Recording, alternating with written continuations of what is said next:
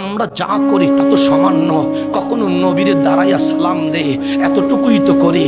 কখনো বুক ভরা ভালোবাসা নিয়ে ইয়া রাসূলুল্লাহ তো বলি, এতটুকুই তো করি। কখনো হাতের গর্জন তোলে নারায়ে রিসালাতের হুঙ্কার দেয়, এতটুকুই তো করি। কখনো রবিউল আউয়াল আসলে নবী পেয়ে খুশি হয়ে মিলাদুন নবী পালন করি, এতটুকুই তো করি। এর চেয়ে নবীর জন্য বেশি বা কি করেছেন?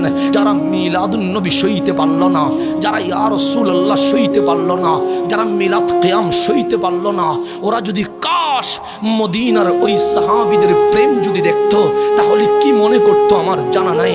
আমরা ইয়া রাসূলুল্লাহ বললে আমার ভাই কেন বিরোধিতা করে? আমরা মিলাদুন নবী করলে আমার ভাই কেন বিরোধিতা করে? আমরা নারায়ে রিসালাত বললে আমার ভাই কেন বিরোধিতা করে?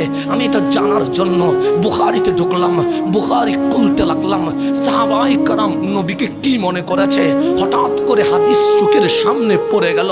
হযরতে উরওয়া রাদিয়াল্লাহু তাআলা আন উনি বলতে লাগলেন, আমি নন মুসলিম ছিলাম, আমি অমুসলিম ছিলাম, কিন্তু সাহাবায়ে কেরাম মদিনার আনসার আমার নবীকে যে তাজিম করেছে, ওই তাজিম যখন আমি দেখেছি, ওই সম্মান যখন আমি দেখেছি, আমি অমুসলিম থাকতে পারি নাই, আমি মুসলমান হয়ে গেছি।